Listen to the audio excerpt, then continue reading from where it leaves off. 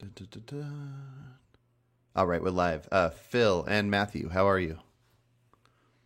Good. Oh, you just started wake up. I'm good. How Yep. you doing? He heard his uncle's voice.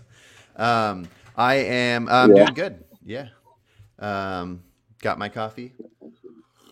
So, so we're here to talk about why you don't want to consider yourself a consequentialist. Oh, do you want to talk about that? Yeah, let's Yeah. see what's up. Okay. Yeah. It's not that I don't consider myself a consequentialist. I think with most philosophies, they all kind of become the same at some point. Kind of like if you take a threshold deontology, at some point it basically becomes consequentialism. The comment I was making that you're probably referring to is Hmm. I just cannot get behind this idea that creating more is a good thing. Like this idea that Jeremy and Jerem have that if I were to press a button to make a family of 10 appear on an island, and there's a mother and a father and 8 kids, and they're going to have everything they could possibly want, the happiest lives. There's no problem with creating them, but the idea that if those 10 people will never come in contact with another human or animal or anything, and they're just going to be on the island and they're going to die peacefully in their sleep, but they're never going to impact another person, that it is better to create them than to not create them. Okay, well, that sounds like a particular branch of of that sounds like they have both of these pro-natalist positions, and they tie it into consequentialism, which is perfectly fine. But plenty of other consequentialists would say that no, it doesn't matter. I think the only thing consequentialists would all agree on is that you want the sum total of the good experiences of conscious beings in the universe to be on average of a higher quality as opposed to of a lower quality. Right. So Yeah. they might even say, well, it'd be better to eliminate lots of lives if we're maximizing the number of lives that are, well, I don't mean eliminate like as in genocide. I mean, avoid lives arising, right? Not coming Mm-hmm. into being. If, if that would mean that the total average, the sum average of the quality of, of the average life would be lower. Does that make sense? Yeah, I think so. I don't want to claim that I fully followed that, but I think I fully followed that. Because it Um, sounds like they are both. It sounds like they both take a pro-natalist position, but that's not fundamentally a consequentialist position. The idea that we should create a life off there, and if it's of a decent quality, just let it. That's not a fundamentally um, consequentialist position to hold. It's. I gotcha. take it that it's one that they share, though. Yeah. Yeah, maybe it's more specifically utilitarian. I'm not sure. It might just be them. But I've heard a handful of people. I've talked to a buddy of theirs named Matthew Adelson, and just a few different people. Travis, from that's part of our group. Um, Hmm. they all claim this thing referred to as the repugnant conclusion, Hmm. which and it basically just comes down to would it be better to have um, 10 trillion people that barely have above like an average nothingness life, or have 10,000 that have the greatest lives. And they'll say that it's better to have the trillion that, as long as they have a sliver above bad, or a sliver above um, a, basically nothing, like um, If we are not misinterpreting, because I actually spoke with Jeremy about the thought experiment of the person in the waiting room who's perfectly healthy, mhm. and you like kidnap them and take all their organs and put all their organs to save all these other patients. And apparently, like the way I've understood that in the past has been something of a straw man, because my Mm. objection would be like, who would want to live in a society where that's possible, right? Mhm. That's horrible. So even if these other patients are dying, you want everyone to know that they're secure in the in the waiting room and that they're not going to be kidnapped. But apparently that in the thought experiment is not the case. The thought experiment frames it as in all negative consequences aside from this person losing their life are are not relevant, right? Are somehow, magically that no one will ever find out that it happened, right? It's a perfectly white room kind of thought experiment. And so, yeah, I would bite the bullet on that with everyone else too, but that would never come up ever in real life, right? Yeah. It would always be, no, it's better to have the rule that people are secure in their person, that they don't have to be afraid. Gotcha. Always. So that might apply to this, because the way you're saying it, I think it doesn't make sense. Like, I would have to definitely hear from Jeremy, because the way I'm hearing it from you, it doesn't make sense at all. Because if you want the average experience to be the highest, so I would much rather have 10,000 people who have a really excellent experience than a trillion people who have kind of an okay experience. I'm a consequentialist, and I 100% want the average experience to be the highest. Gotcha. Yeah, we should set up a talk with them, because I keep beating a dead horse, or as the vegans say, feeding a fed horse. This topic, every time I talk to them, I bring it up again, because I want to be convinced of this, because I hear it all the time, and I have never been convinced that creating more is necessarily a good thing. Now, I don't view it as I don't view it as a pronatalist thing, though. I'm pronatalist. If a human and another human want to make another human because they want that, like the nature of them wants to create and raise a child, that's awesome. What they are claiming is better is just snapping into existence. The more, the better, as long as there's not more suffering. And so there's that. But then the other thing is, have you heard of this utility monster? Is this related to like the demon experiment? No, I don't think I've heard of utility monster. It's like this monster that if it could exist and it could feel all the happiness in the world by making others suffer, and it would just kill all these humans and make them suffer. But its level of pleasure overrides like every human that it's killing. If you added all their pleasure at best together, is nowhere near this. Jerem just told me the other day that he would have to choose this. He would have to choose for this utility monster to exist if he had the option to, because that would be the better thing. Well, yes, but the problem is the problem with that is it's like this really magical device to try to make consequentialism look bad. You know, it's like, it's like it's hilarious in that it's like, oh yeah, but there's a demon who lets the experience is the greatest possible joy. It doesn't. I would agree with Jerem, but that's the most outlandishly ridiculous.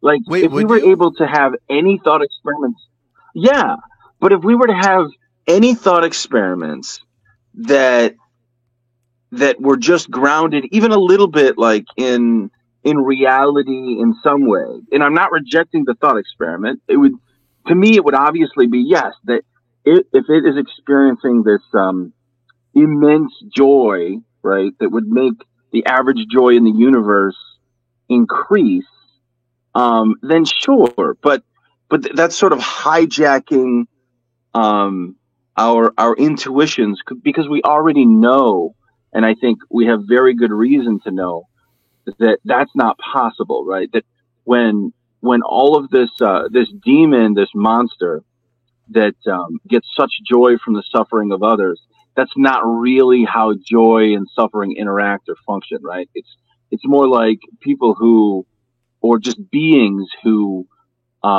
seek out the suffering of others, right? They do it for these impulsive, very psychologically counterproductive reasons, and it's never truly results in joy or a better world in the end, right? Because we're talking about the sum total of consequences. That's what matters. So if you were to come up with like a thought experiment that is designed to make consequentialism look bad because it's playing a bit of a word trick by insisting that no, like this really is joyful, this really is the best, then that's what you would do.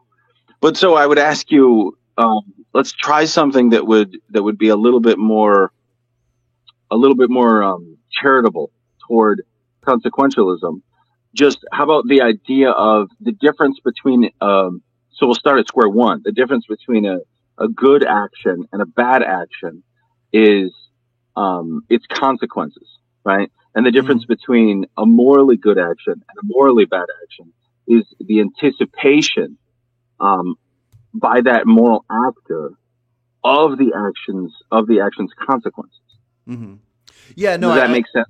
Yeah, and I completely agree with you. I think from everything I've heard, I agree with most ideas of consequentialism. The main thing I don't, which is what I want to break down, which is the thing you were just talking about before you asked this, and I don't want to dodge this. Well, I guess I just completely agree with it. But real quick before we leave it, to talk about this utility monster, imagine I don't know, an area, a town that only had 100 people in it. And let's say let's say that humans' potential would be from 0 to 100 units of suffering and 0 to 100 units of pleasure. Okay. So now let's say these 100 people, they each had 50 units of suffering and 50 units of pleasure. I'm separating these. I don't want to keep them on the same line because I think they are separate things. Is that okay? So I want to understand. So you're not having negative 100 to positive 100. We're intentionally not doing that. So that 0 is a neutral experience. Correct. Ooh, hello? Yes, correct. Can you hear me? Okay. Yeah. And maybe that's the wrong way of looking at it, but I like looking at it that way because I don't think it's as simple as a lot of people will put it on the same line, like you have pleasure and suffering, and then you move into suffering, and then you move into pleasure. I think you can have various degrees of neutral to whatever the maximum pleasure is, and then you can have various degrees of suffering of, you could be neutral and not suffer at all, or you can have a maximum suffering. So in this case, let's say all 100 of these people are at 50. They're at the 50% amount of suffering and pleasure, just kind of throughout their days. They're not like, they don't have the 50 nonstop, but anyways, you get the idea. They have 50 of each. Now, if a new person could show up and that new added person, let's just say I press a button and I create a new person. I can just like make one magically appear. I'm not having my wife give birth to it because we want to raise a kid. We're just making one appear, and this one appears in this town. Now, would it be better to make this person go from 50% pleasure to 100% pleasure and make all the other 100, I'm trying to think of the math. Let's see. Let's say we draw. I didn't do this in advance to get the mathematical equation right. But basically, what I'm trying to you want to make sure that you want to make sure that like one person maximizing their suffering versus like everyone else might be just barely getting by. But if you were to add the sum total of those numbers from all the people, it would be higher than previously. Yeah. Is that what you're saying? Well, mostly I'm trying to ignore suffering completely because suffering is all I care about. I don't view the way humans should feel obligated to interact as involving pleasure. And so this idea that if you created more pleasure by one person feeling this wild amount of pleasure, but then taking everybody else and making them feel less pleasure, as long as the pleasure amount in the universe is higher, calling that good. I just don't. I wouldn't call that acceptable. I wouldn't like. Like okay, so let's say that the 100 people all had 10 pleasure instead of 50, and then this person comes in and they also have 10, and then this person that came in, we could press a button and make that person have like 100, but we would have to take away a couple, take away a few from each of those other 100 that are there. Do you view that as reasonable? I'm going to be honest. I'm a little confused, but can I bring up a very similar thought experiment where Jerem and I are both consequentialists and disagree with each other? Oh, definitely. Okay. Yeah. All right. So, Jerem came up with the experiment of like, what if you could have a case where it's up to you in the world if one person experienced 100% of happiness, joy, and someone else actually was all the way down at 0, not experiencing any of that joy. Mm-hmm. Versus create the same two people, only this time, all the way down at 0, and that represents suffering. Right, where 50 represents a sort of neutral experience. Okay. Okay. So 50 is the neutral experience. 100 is great joy, and 0 is misery. Okay. So you could have one person who's experiencing that 100 joy, and you could have a person at 0 experiencing misery, or you could create a world where those same two people are at 51%. They're both just a little bit. Shoot, did I misdo this? I'm sorry, Jerem. Is he here? If we can call him in. But I know that I'm sorry. I apologize. I thought I knew it right. But I know sounds that like the repugnant conclusion. I know that my conclusion was different from his, right? Because what my conclusion was, if I thought of the Rawls's veil of ignorance, where I would much rather have twice as much of a chance of being one of those people who is, that's right. It's about torture, not joy. That's right. It's about torture. So 100 is the most excruciating torture. 0 is someone who's not being tortured, right? And 51% is more overall torture, right? So more total torture in the universe. But each person is only being tortured slightly over half of what they could be. Now, does it make sense? Yes, I think so. So there's two different alternate worlds. Yeah, there's two different alternate worlds. One where two people are being tortured at 51%, and one where one person's not being tortured at all, and the other is being tortured at 100%. Gotcha. Does that make sense? Yeah. Yeah. And then the question is, which one's the better world?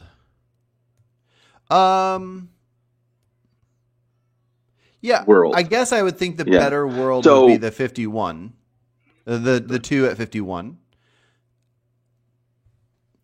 But I also think that okay. That I'm a consequentialist, and I agree with you. Mm-hmm. Gotcha. Okay. So I agree with you.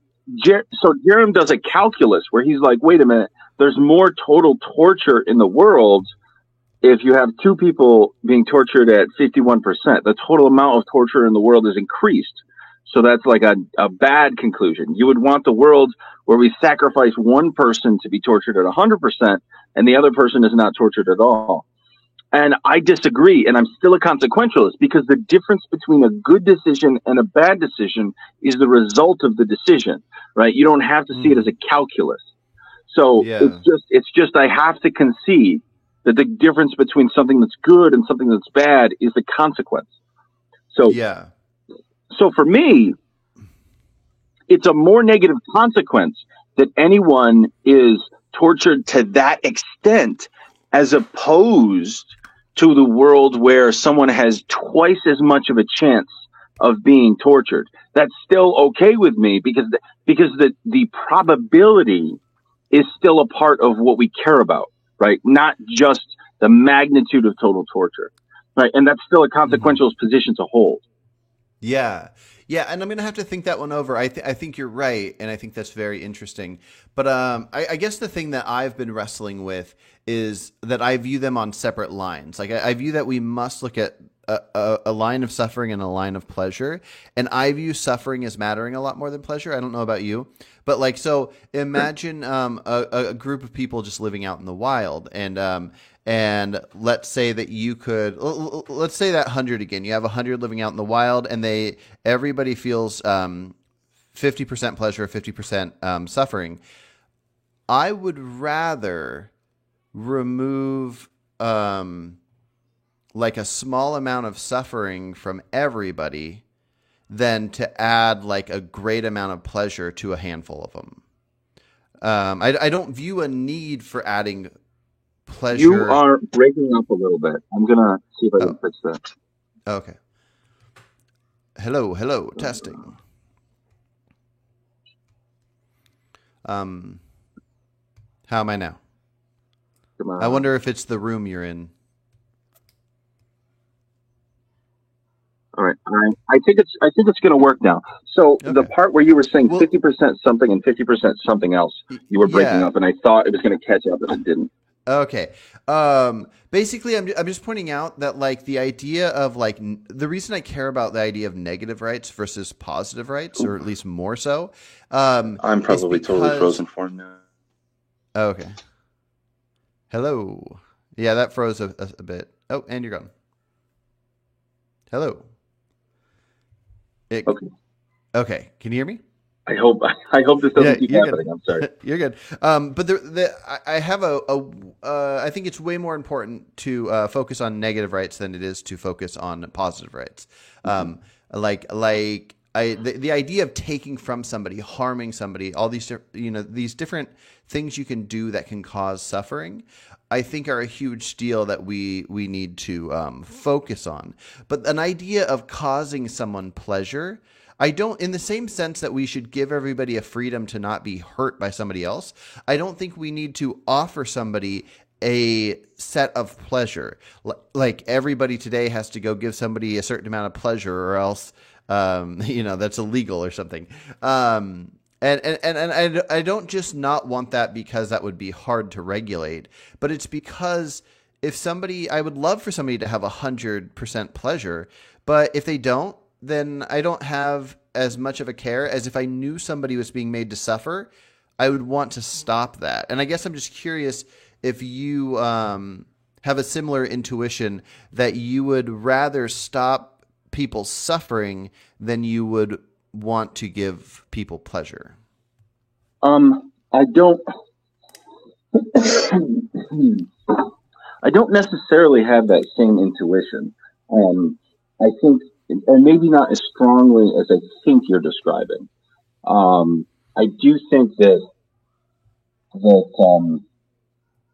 overall, when you decrease suffering, you definitely empower people's ability to go, find their own pleasure. But I think this entire discussion of rights, like negative rights, positive rights, not harming people versus helping people, it's happening at a little bit of a different level of analysis. Whether or not the consequences of an action are good or bad, depending on its, whether or not an action is good or bad, depending on its consequences, is like a super, to me, a fundamental question. And then we get to how we can build a society or just structure a culture around norms in which we can maximize that. And I think what you're looking at is you're looking at the norms of a society and saying, I'm actually more, and here I'm you, right? I'm actually more satisfied with a society that gets out of the way of people to seek their own pleasure, right? But focuses more on ensuring that they are not able to harm each other. right? Correct. And that is totally compatible. It's just on a completely different level of analysis, right? Because once we establish that the difference between good or bad is determined by good or bad results, then we can have a discussion about, well, I think the best way to get those good results is to just get people to ensure that people have the right to not be harmed by the person next door.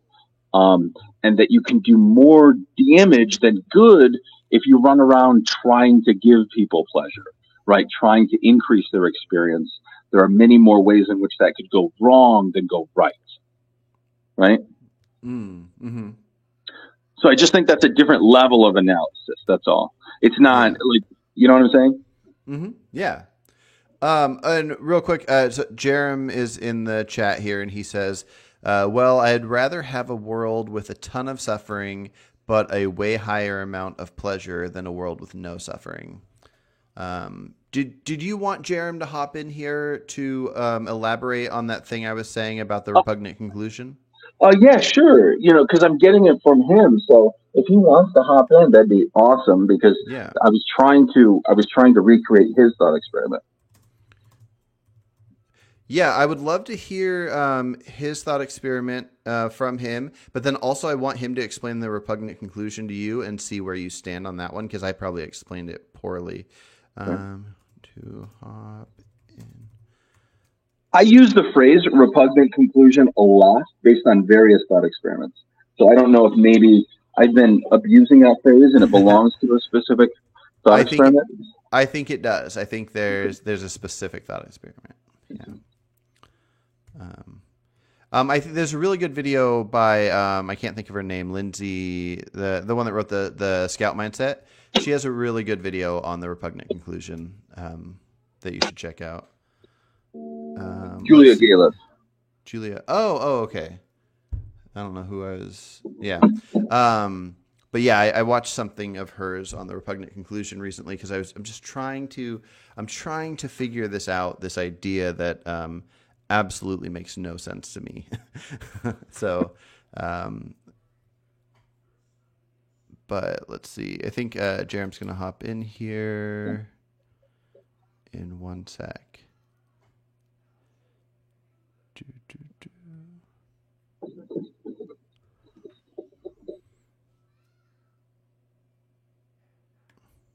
Do you do much writing?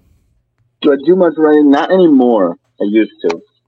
I used to do a little writing. I never used to do much writing. Gotcha. Like you would just pick a topic and do some writing on it and then just have it for yourself, or would you try to like put together something you would show people? It's more like I would select interesting classes in college that I would enjoy, writing about as far as nonfiction goes, and then I would write a little bit of fiction when I was fantasizing about being a writer as a career. Oh, gotcha. Yeah. But nothing since college? Not much since college. No, only a little bit of the fiction. Gotcha. Nothing nonfiction since college. Gotcha. Except, you should write. Well, yeah. I mean, I suppose in some sense I do. I mean, if I were to collect all of my writings on, philosophical and other nonfiction concepts on YouTube or Facebook or political concepts, if I were to, create an omnibus of that would be an absolutely gigantic tome, that no one could ever get through. Well, one thing I would love for you to try out, and everybody's different, so you might have no interest in this, but it's something I've been doing lately, is just like schedule like an hour in your day, just a random section of time that you think you would have free, and pick a topic and then just write for an hour, like set an alarm and then just see what happens. And I actually did this the other day about relationships, the topic that we almost talked about that we still might talk about a little bit. And I got a lot of good ideas written down. I don't like overall like what I wrote. I need to go back over it and add some things and change some things. But I view writing as just like an advanced version of thinking, because we can sit alone with ourselves and think out these ideas, but some of them are going to leave. We're not going to remember them. We might like challenge ourselves in our own heads, But when you write, you're writing down what's in your head. And then it's almost like writing is thinking with a photographic memory. Like Yeah. you write down your thoughts and then they are there and you can't lose them, but then you can tweak them and adjust as you go. And anyways, I just think it's so fascinating. But Jerem is here, so I'll stop rambling about writing. Well, I just add to that in one way. I hope that fairly soon you'll be able to use the spider technique combined with artificial intelligence to, ask artificial intelligence to sort of stitch together the book that we've never written, but that we've written in tiny little pieces over the years on discussing these topics on social media. Now, by that point, no one will care to read what we have written because AI will have everything else that everyone needs. But I don't know. I'll stop rambling too. What's up, Jerem? You're good. That's interesting. Okay, Jerem, we need you for a couple things. Hey. Hey. So for one, Phil was trying to explain a thought experiment that you had in a talk you guys had, and he realized he wasn't able to do that, and it would be good to have you do it. But before you do that, I want to hear your explanation of the repugnant conclusion. Okay. So the repugnant conclusion is like, okay, so would you rather have a world with like a handful of really happy people or a world with just tons and tons of people, galactic amount of people with lives barely worth living? And it kind of shows that like under utilitarianism, you'd have to say that you'd rather have a world of a bunch of people of lives barely worth living. And the way that's kind of shown is like, if what we care about is like the total amount of utility, like if everybody has the same, like if you have like, trillions of people with like net 2 utility, right? But then you have like 100 people with like net like 15 utility. It's like there's a higher amount of utility with the life's barely worth living. So you kind of committed to pick that world if what you care about is like utility, whether it's total or average. And the way I sort of argue for it, or a lot of people argue for it, is like if you had a world where you could pick between one person having like 100 utility points or 2 people having like 99 utility points. Or like 80 utility points, or whatever. So like the total is higher. 99 plus 2. Then yeah, like, Phil, I want to hear your answer to that one. We would have to ignore the fact that people are social creatures. So one person with 100, we're ignoring the fact that it'd be hard to have this 100% utility without somebody to talk to. But I guess in the hypothetical you can. So would you rather 1 at 100 or 2 at 80? Well, I thought you were gonna. I thought we were pointing out is that I'm still a consequentialist, and I would take the opposite perspective. Because it's not an indictment of consequentialism, but something to do with utility. My goal would be, in this case at least, the only variable here that would matter to me. Not that the only variable that matters at all, but the only variable that would matter to me in these 2 different universes is the average suffering, because that's the difference that matters the most to me. And I'm still a consequentialist. I mean, whether or not I'm utilitarian, I don't really identify myself with that, I suppose, because of something like this. But yeah, I'm certainly a consequentialist, and I would go with the 10,000 people who experience greater joy. Gotcha. So I was still focused on that. I was going to say that, but now, and I was formulating that sentence in my mind. But now we've gone on from that, and there's another experiment. Sorry, if you could repeat it, I'll answer. Oh, he was just saying that the the idea of having like 1 trillion people with lives barely worth living, or having like 1,000 people with the best lives ever, what leads you to choosing the 1 trillion barely worth living would be starting off with something like, if you had one person with 100 utility, but then instead of that, you could replace that one with 2 people that have 80. So now we have 180 total, but both people have less than the 1. Would you choose the 2 or the 1? Oh, no, to begin with, I would choose the 1. It's the average experience that matters to me more. Oh, okay. Yeah. Okay, that gets into some. You could still sort of run sort of a repugnant conclusion with that, but it would just switch from total to average.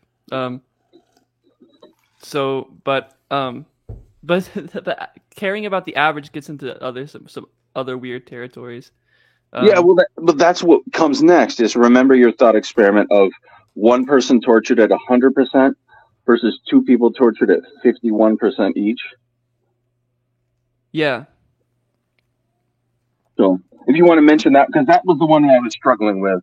Oh, gotcha. Yeah. So it's sort of the same situation, but it's just instead of like pleasure, it's suffering. So would you rather save one person that's suffering at like 100 points, or like 2 people that are suffering at like 80 points? So it's like the same thing if you just switch it for. Oh, I mean, I might have said that in like the original thing. It's but it's the same concept kind of applies. It's just as you go down the scale, it kind of just shows that like so it's the whole like, if A is better than B and B is better than C, then A is better than C. So it's like, yeah, you can either save one person that's being tortured at like 100 torture points, or like 2 people that are being tortured at like 80. So you have, what's math? 160? 100. Yeah, I would do the 1 at 100. Can you tell me why I'm wrong? You may just have different intuitions that are like goofy, but I think it's pretty obvious. Like, I have the strong intuition that you should save the 2. Yeah. Well, so my thoughts, and I can imagine this if it was, say, my children or something. And maybe that's a wrong way to look at it. Maybe I should be leaving emotions out of it. But I feel like I'd have the same emotions with strangers as well. But so I have 4 children. And if one of them was suffering 100 units and 2 were suffering 80, and then 1 wasn't suffering at all, and I could choose to end the suffering of the 2 that were suffering 80, or the one that was suffering 100, I would say, who has this worst off? The worst off is the 100. So I would want, that would be my focus. And that's how my focus would go with anything in life, with any people suffering. If I could save, if there was like 5 people that I came across that were suffering 100 units and 100 people that were suffering 80 units, I would want to focus on the 5 people because they are suffering the most. I wouldn't care about I wouldn't make people suffer like a crazy amount to make a larger number feel better. Well, the larger number is still suffering, right? Correct. So, and you're saving. It feels more right to me to save more people. Like there's a higher amount of suffering that you're reducing there. I would only save the more people if I was willing to kill the other one. If I could make the ones that were suffering the most not suffer, and I choose something else, I would have to end it with killing them, right? What's up, Phil? Don't you guys both find there's a trade-off somewhere between the probability, the number of people suffering, the probability that in a Rawlsian veil of ignorance that you would end up in either body, versus the degree of suffering? So, for example, I think that even someone who would save the one person who's suffering at 100, they would still, like Carson, you would still save 2 people if they were both suffering at 99, right? Yeah, probably something like that. Yes, yeah. And so where I'm really surprised is where Jerem said that he would rather save the 2 people suffering at 51, right, versus the one person suffering at 100. So that's a surprise for me because I don't know where exactly I would draw the line. I'm fairly sure I would save two people at 80, but I would absolutely save the one person if the other two people are only suffering at 51. You see what I'm saying? So there's a threshold for everyone somewhere, I think. Well, let's try to find that threshold real quick. I don't have a threshold. But you should, and let's work on that. So what if there was 100? What if there were 200 people? Okay, 200 people that were only suffering 1 unit. Their pleasure's perfect, but their suffering level going from 1 to 100, they're only suffering 1. There's 200 people suffering 1, but one person is suffering 100 units. You could either make that 100 go down to 0, so that person's not suffering at all, or make 200 people just take that one little element of suffering they're having, paper cuts, and remove paper cuts for 200 people. The number is higher with the 200, but let the 200 have paper cuts and take away this horrible, miserable suffering for the one, right? No, I would actually, save the 200. I hope you want it, and you're just saying that because you want to stay consistent. Consistency is good, except for this case. Well, Jerem could probably now go into the thought experiment of millions of people enjoying a football game and one electrician. Phil, I think you're holding your microphone because it's muffled a bit. Yeah. Okay. Well, I think Jerem could now get into the thought experiment of the way that we do this sacrifice of the individual for our own sort of mild entertainment right now in society. And I think that for me, what makes the difference is just how explicit it is. And I don't find that to be a contradiction, right? I find that to be literally the repugnancy of making the explicit sacrifice of an individual, right? Psychologically is part of the suffering, right? So if we're explicitly sacrificing a person, in this way, then no one gets to enjoy the football game. Right. But if we're simply allowed to avert our eyes because there are going to be a certain number of traffic accidents because people are on the way to the football game, or any of these other ways in which we allow society to go forward, even though it causes all of this death and suffering, very rarely, but very, very viscerally, occasionally, that's okay, because we're not making this explicit choice. To me, that's what matters, because it's monstrous to make the explicit choice. And I want to point out that I'm still a consequentialist, right? It's still the consequences always that matter to me. So it's more like this is some tension here where utility and consequentialism are just not the same thing. Jerem, do you agree that he's a consequentialist, even with this idea? Are there some things that consequentialists can disagree on, where there's certain things that if you don't agree on, you are not a consequentialist? Well, I mean, slightly confused about the question, but yeah, you don't have to be a utilitarian. You don't have to be a utilitarian if you're a consequentialist. There's different forms. You can, you can be like, a pluralistic consequentialist, or you can be like a consequentialist that just cares about maximizing the color green, or like a consequentialist that, there's all different forms. Okay, so there's no rules. But if you're a utilitarian, does that mean you have to care about the averages, or not the averages, but the number ratio? Does a utilitarian have to say that they would save the 200 from paper cuts versus the one from the crazy amount of suffering? It depends on the type of utilitarian you are. Like you could be, so under my view of like total utilitarianism, then I am committed to that. But in certain aspects of like average, you might not be committed to that, or like you could be like a pluralistic utilitarian, or you could be like in some aspects like a negative utilitarian, that wouldn't, like you wouldn't have to care about the total as much when it goes to like pleasure, but you would as like if when it comes to like suffering. Okay. Is there also a negative consequentialist? I don't know what I am because I haven't researched the topic much, but I definitely care a lot more about the negative than the positive. I would say that just the definition of a consequentialist is someone who views the difference between a good outcome and a bad outcome as the consequences of the outcome, right? And the difference between an ethically good thing and an ethically bad thing is the difference, or person, is the difference between that person's expectations of the outcome of their behavior, of their assessment. Does that make sense? Maybe that was a little messy. I don't know if I followed the expectation part and what that connected to. Well, it's sort of like the experiment that I think we've all heard that Sam Harris mentioned of like the bowman, the archer who tried to murder the climber, right? And it sticks above him and he can climb up. Yeah. Yeah. So it's a good thing.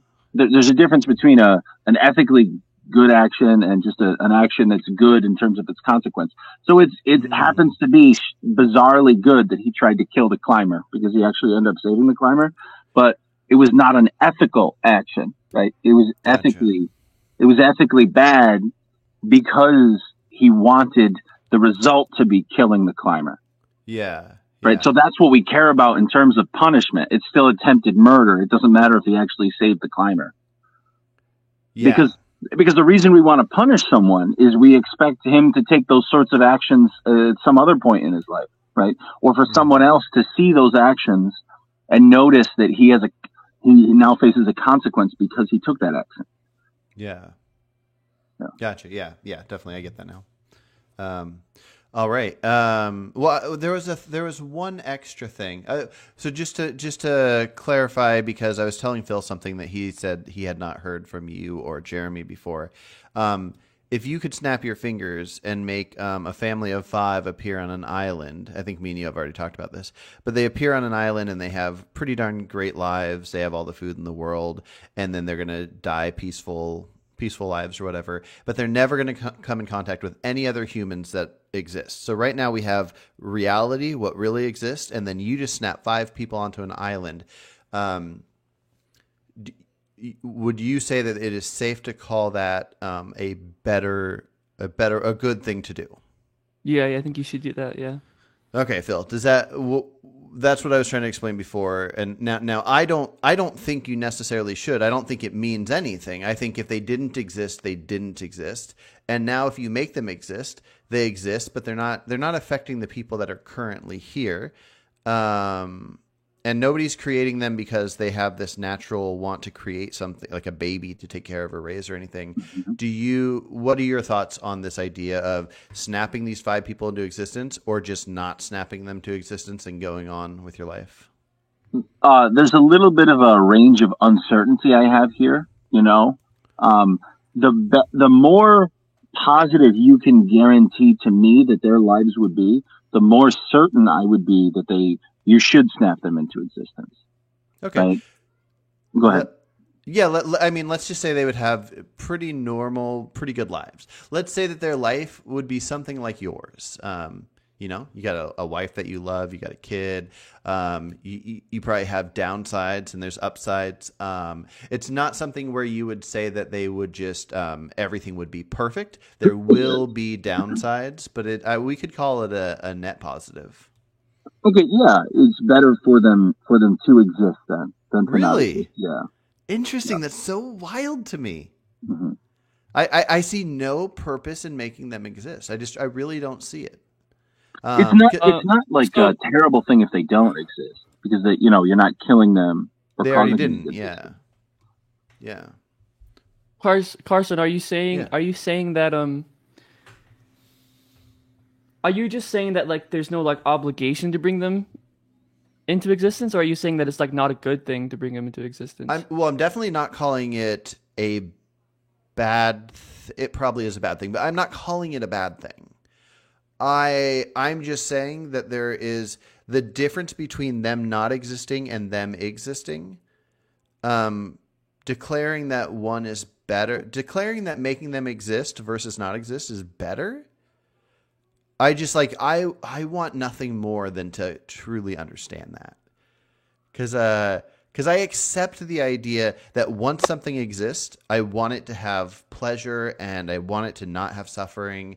And I stand behind the idea of animals wanting to reproduce because that's how they've evolved to do it. So humans want to make more humans. I get that. And then once they're here, that's good. But to just snap them into existence, not being a person that has like a desire to make a baby, but just to have extra humans in existence and having them in an area where you will never experience anything from them. They won't make your life better. Calling that better than not existing, that's what I don't get. Is that true for like, as we like have the scale go up? So like you give some people like eternal bliss. Are you still going to say it's like neutral or even bad to bring them into existence? I wouldn't call it bad. I would say there's no way to call it better than not bringing them into existence, no matter what you can give them. Well, like what makes it better? You could snap fingers and give somebody eternal bliss, and you'd say that's neutral at best. Well, it depends on what you mean by somebody. I would love to give you eternal bliss. I would love to give Phil eternal bliss. Somebody that doesn't exist, snap them into existence because they will have eternal bliss? No. Why? And now, if I did, I wouldn't be like, oh, I'm upset about this eternal bliss. I wouldn't be mad that I accidentally pressed the wrong button.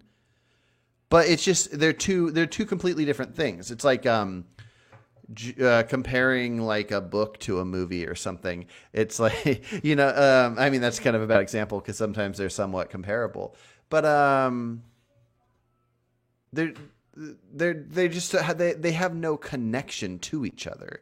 Like something not existing just already doesn't exist. So to say that making something exist is better, I see no difference between making a rock exist or making a person with the greatest pleasure humanly possible exist. Like what the reason that in my mind it makes sense to have a philosophy that says you want total utility to be good, you want pleasure and you want less suffering, is because sentient beings exist and they can have pleasure that they want and they can have suffering which they don't want. So we can declare that we want more of the thing that anything that exists that is sentient wants, and we want less of the thing that they don't want. But to create something to experience that, I don't see any connection to that. Good. Okay. So if we had like two planets, you have to create one of these planets. You can either create one. You can either create one that has, like, 50 people on it that are experiencing bliss, or one with 1,000 people on it that are experiencing eternal bliss. Like, which one would you prefer? If I had to magically make this come into place and I had to pick one of those? Yeah. Well, I'm picking between two things that are comparable, so there's that. I don't think either of those are comparable to non-existence. I think the 50 is closer to non-existence, but I wouldn't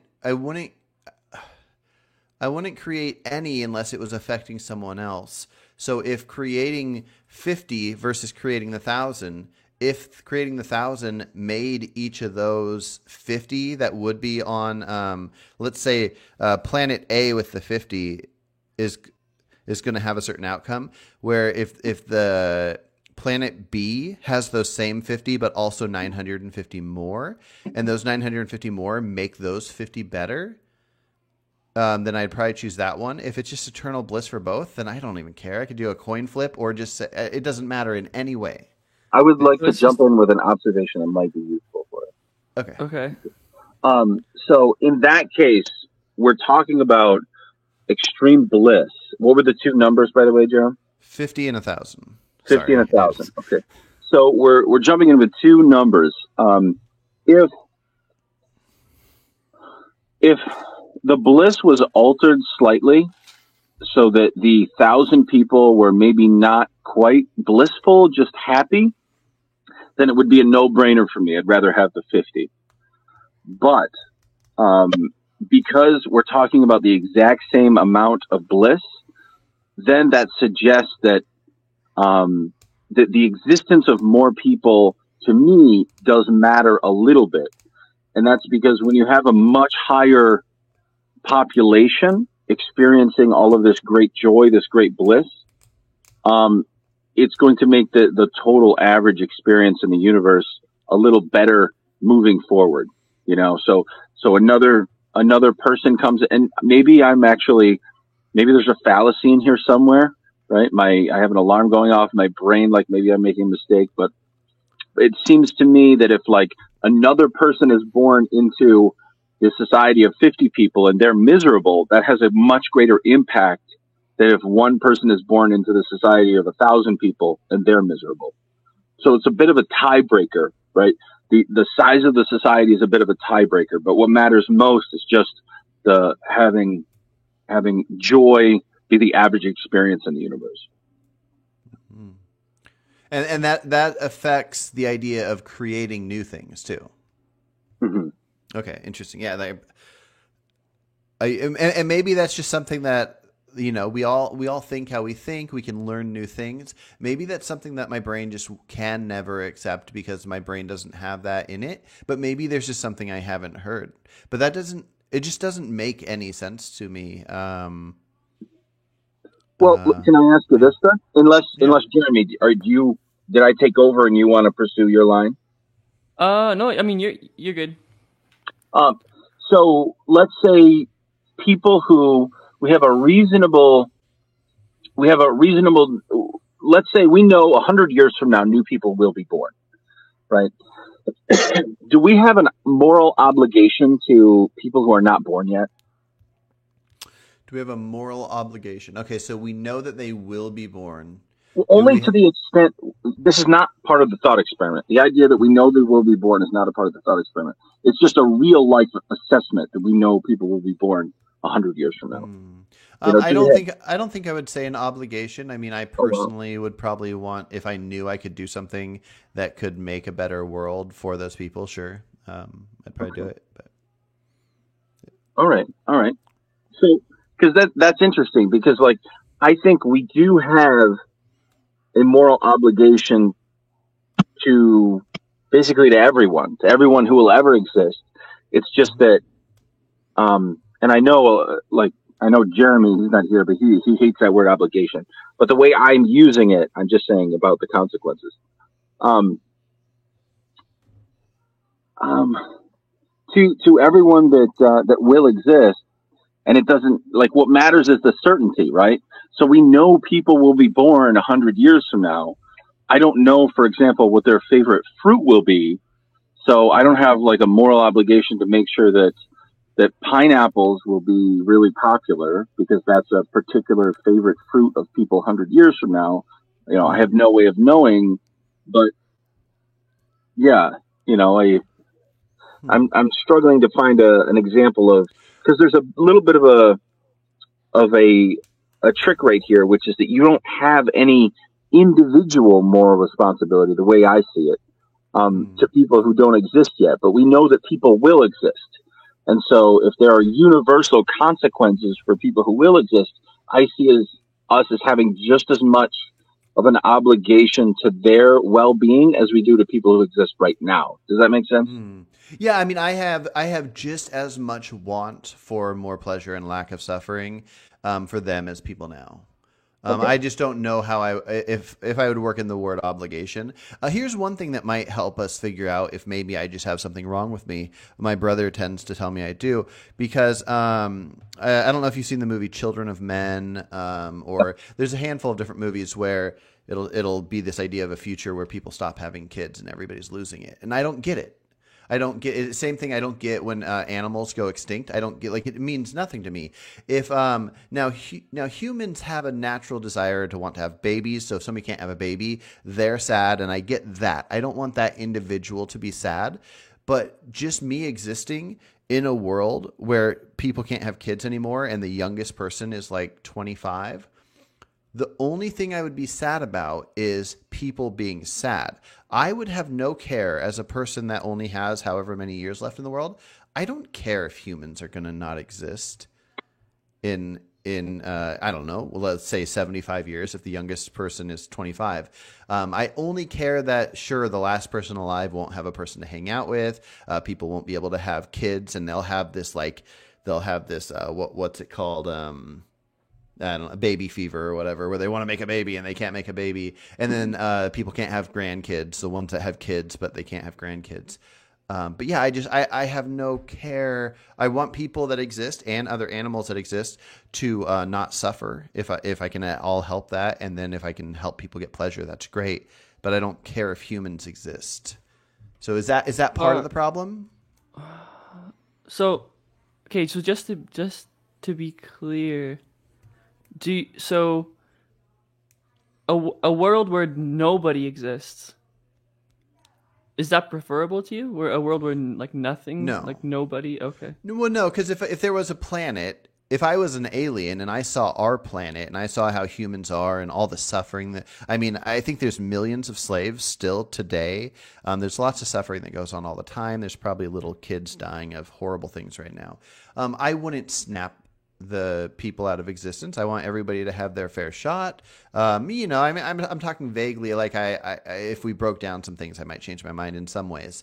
But yeah, I want everybody to have the opportunities they have. I want the humans that exist to not suffer, to feel pleasure, and to keep advancing and going to the moon and going to Mars and figuring out different cool things. I wouldn't snap them out of existence to stop the suffering. But is that because they already exist? Yeah, correct. So then again, would you prefer a world where nobody ever begins to exist? I wouldn't prefer it. I would just view it as a perfectly acceptable world. I don't. It's similar to the idea of creating new people versus not creating something. I don't even think of those as even comparable. It's like just saying, would you prefer rock or a world where people exist? When people exist, I have a thought of how I feel about them, and when they don't, I have no thought. So if I can't prefer it. Okay, yeah. So a world where nobody ever begins to exist, it's just nothingness. Is equal to you for like a world where there's like trillions of people that begin to exist in like eternal bliss. It's not equal. It's just not comparable to me. It means nothing. It means it just means not existing means nothing, and creating something means nothing. The existence that's already there is what means something. So so we're on Earth, and if there's planet A that had a world of people that had like some pleasure and some pain and whatever, and it was something like ours, and then there's planet B that had nothingness, and I had to choose to destroy one, I would destroy the nothingness, because planet A that has people on it and animals or whatever, I wouldn't want to destroy something just because they're suffering or pleasure or whatever. And it's not because I view that one as better than B. I just view planet B as nothing. And I wouldn't create A over B, but if A and B both exist and I had to destroy one, I destroy the one that's nothing, because I don't want to intervene on some planet that's doing its shit. Now, if I could look at it and you could have enough details in it that make me go, okay, let's wipe them out. Like hot button topic here, but if I was Cortez, 15 years after Columbus coming to the Americas, I would have wiped out the Mayans. I feel great that he wiped out the Mayans. He's probably a piece of... No, Cortez? Aztecs? The Mayans were already gone. Okay. Well, I view Inca? Am I the one who's confused? Because there's the Inca and the Aztecs, and the Mayans are already gone. Inca, South America. Yeah. The Mayans and the Aztecs lived side by side. The Aztecs were bigger, but anyways, you might be right. Either way, I would prefer the person that wipes out the Aztecs and the Mayans, because they were very similar. And Aztecs at least sacrificed about 12,000 people per year, innocent people in horrible ways. Now, it's a bummer. I don't think you should wipe out good people to to wipe out bad people necessarily, but at some point it's going to get to where it'd be better just to do away. Now, I could be wrong. If somebody showed me videos of the cutest little Aztecs that weren't doing anything wrong, I might go like, no, let's let it be. But yeah. So anyways, I'm just pointing out that you could show me a planet or a section of people where I might just press a button and wipe it all out. But for the most part, unless the scale dips way too far one way, I want to let people be. I want to let things be. If there's enough pleasure there, I want to let people have their opportunity. I don't want to take. I don't want to remove people's negative rights. And so, anyways, I got way off topic. But well, I'd like to jump in and just say that I think your position, Carson, is totally rational. Makes perfect sense here. And I sort of recognize that I don't agree with it, and I don't agree with it probably for purely what I see as irrational reasons. Now, Jerem or someone else might have purely rational reasons for saying, no, actually, it's a better world when people do exist and live pleasurable lives. That makes sense also. But my reason for their wanting to be creatures that experience instead of not experience, and especially have those creatures be very sophisticated so that they understand things, is it's almost like a deep psychological need I have to cope with my own mortality, right? I want to be a part of something that is going to have a lineage, and I want to be part of a civilization that's going to help the universe know itself. You know, I want us, and this, by the way, doesn't have, there are certain people who want the human race specifically as it is to continue and propagate. I don't mind if we engineer a superior species to replace us, you know, as long as the universe knows itself and we can project that into the future. And I think that that's not entirely rational on my part. I think it's just a cope for my own mortality. So I don't know. I don't want to filibuster though, Jerem. You've probably been waiting to jump in. Well, I think what you said, I mean, that could be, you could rationalize based off of those preferences, right? That's kind of how like morals work. You just have a preference, and then you kind of rationalized how we maximize those preferences. I see. So yeah, you're going into the fact that like maybe my preference for, you know, the universe to know itself through a sophisticated species is not necessarily irrational. It's just a preference that I have. Yeah, exactly. You're right. Yeah. Yeah. Yeah, I guess my last question for Carson would just be like, I kind of already asked it, but so you're God. I am God, or possessively my God? You are God. Okay. You are God in this world. Okay. And you have these these two planets, and you can either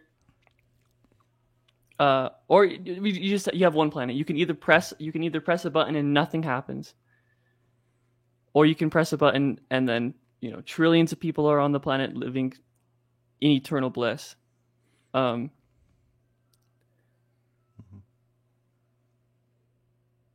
Is one of those preferable? No. Weird. I mean, yeah, I just can't see why should it be? Now, me being God, if I would get any joy out of creating the people, then maybe that would be a selfish reason to say the people. If I'm just creating it with the knowledge that they exist and they have pleasure, and I don't have any thoughts, if I don't have thoughts, then why would it be? If I have my own thoughts, me as me, then my questions would just be like, how does this affect me? Do I get to go down and interact with them? Can I make one of these women people I create pregnant with myself to give birth to me so I can go and hang out for 33 days or 33 years? Then if I got to go hang out and I had wants and they were the Carson human wants, then sure, maybe. But if I'm just a God creating something with my own thoughts, as people that don't exist, they already don't exist. So if the humans don't exist, then the idea of their pleasure doesn't exist. The idea of their pleasure only exists with the concept of the humans that I could create. Like that's just part of it. So I'm just creating humans or I'm not, because the humans could come with the pleasure. Now, obviously, if I had to create them full of pleasure or full of suffering, if I know what both of those things are and what those humans desire, then I'd want the pleasure over the suffering. But if I didn't have to create them at all, I would have to have a reason to want to create them. Like, what should my reason be? That's the question. So you're asking which of those two would I rather do? And then I couldn't tell you one other than I see no reason to create them. So then what would the reason to create them be? And you could say pleasure, but how does pleasure even exist if they don't exist? Well, I mean, it exists once they exist, and it's like, at least. So I guess, okay. So from my perspective, like, if I can bring, trillions of people into existence that have like high amounts of pleasure, I view that as like really preferable. So it's like, even if I was like taking your position in your shoes, like I would still have to press the button, because it's just so much more, like I would be maximizing my pleasure, because it's just so much more preferable to see a world with so much happiness. So you'd be witnessing it as the God? My sound just cut off for a second. Oh, I can hear you. But okay, so you're calling it preferable. My first thought is it can't be preferable. It could just be good. It could be great. It could be there's the option of nothing, or you can do this thing that you can call good or great. Now, preferred to nothing, I can't imagine how that could make any sense, because the nothing is just nothingness. I'm talking about like not necessarily. Oh, we can go down that route, but like not necessarily preference for the trillions of people, but just preference for me. Yeah. Like, as I'm God. What if you don't get to witness it at all? You can make it happen, but you're gonna be God experiencing your godly world. Not the world you created, but your godly wherever you are, probably in the upward direction. You're going to be experiencing everything you would, whether they existed or not. You don't get to experience their praise or their happiness or anything. You just get to know that you made it happen, but then you can never witness any of it. You are allowed to imagine it, though, right? Nope. Let's say you can't imagine it. Oh, wow. Let's say you know your mind's going to be wiped as God. The only thing you can't do is not wipe your mind. You can create these people, and then your mind's wiped. Ooh, that's a hard one. Well, I mean, so what exactly is? I mean, it's I think that's a better world, but what exactly is the question? Is it just like so? If you were the God, because I'm trying to break down you calling it preferable, that it would be good that you could see this happiness. Now, you might have not meant see in a physical way, but I want to break down that idea, because that's the only thing that could make sense. That you, Jerem, you would get a good feeling as yourself, but as a God self, seeing this world of pleasure. But if you let's say you don't, you can just you know you can create it, and then as soon as you create it, you're not going to be able to witness it at all, or even remember that you did that. Yeah, or even remember that you did it or anything. Would it still be worth doing? Yeah, absolutely. Yeah. Phil, would it still? Yeah, that moment you touch the button, you're like, I'm doing the right thing. You know. Yeah, like what about it is right? I guess to me, it's like the idea of not existing. It's like choosing to end one's own life. This idea of like when people say, "Would you sacrifice yourself for something else?" If I did, it would be because I have a lapse of judgment, or because I am built wrong. I evolved wrong. Because, and what I mean by that is I would die for one of my kids, but that's because animals evolved that way, and that's a wrong element, though. Like it maybe it's maybe a good element, but it's at least wrong as far as anything that my existence can be. So I only have my consciousness. And if I choose for that consciousness to be gone, the choice is choosing nothing. Now, obviously, that's not good for somebody that believes in an afterlife and consciousness leaving. But let's hypothetically say in a world where there is no afterlife and my consciousness just disappears. It means nothing. So the idea now this doesn't mean that I wouldn't want to snap my fingers and make people happy over in some random country that I don't know, that I never get to experience, and I'll forget I did it. I would do that. I would snap my fingers, do it, and then I would never know, because I don't need to know. I would just know I'm doing the right thing. But that's because I'm doing the right thing. I'm turning a wrong right. I'm making a sentient being feel more how they want to feel. And we can say hypothetically in a way that's good for them. Because somebody might want to feel something, like they want to feel the taste of chocolate, but they don't.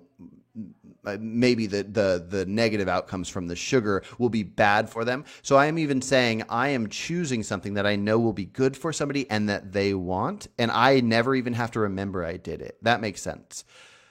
But to create a world that never existed, I'm definitely not making something for somebody that they want. I'm not making somebody get more of what they want and less of what they don't want, because they never existed. I'm not making a better life for anyone.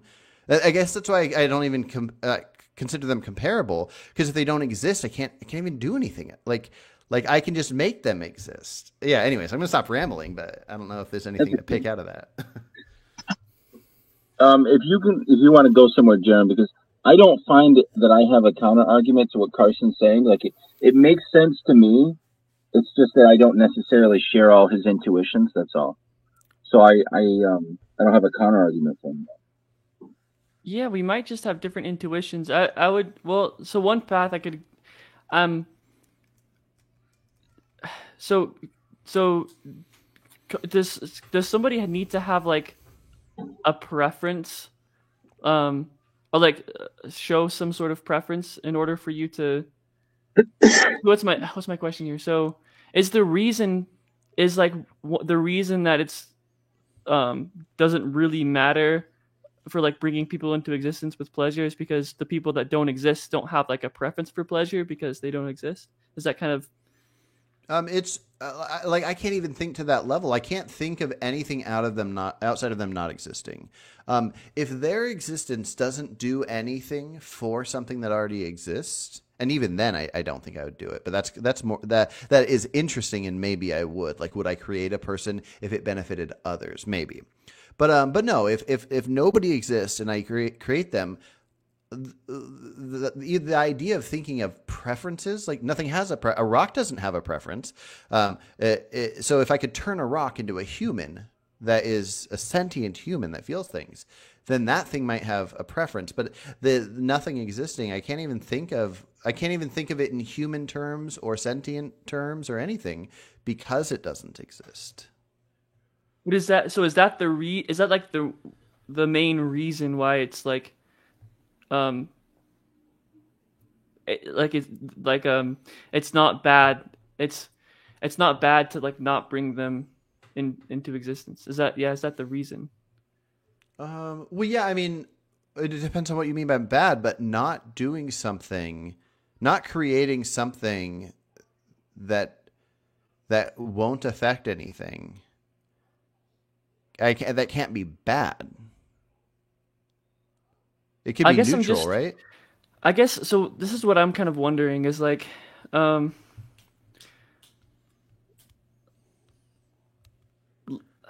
guess I might have already answered my question, but as I've been like thinking about it, but I'll ask it anyway. So it's like, imagine like you have somebody like your kid or someone, and like as the parent that if they get this book or whatever, that their happiness is going to increase, but they show they've shown no like preference towards getting that book or anything like that. Like the book just doesn't even exist in their mind.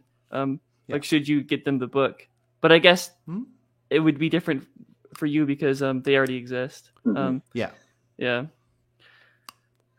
So that's interesting that you said that, Jerem, because it sort of challenged me to like some people's conception of who a person is nothing more than all of us existing in a moment, and then somehow the waves of these moments are stitched together, and we call it like a life, you know. Hmm. Um, so it's almost as if there are these infinite amounts of myself that will exist throughout my lifetime.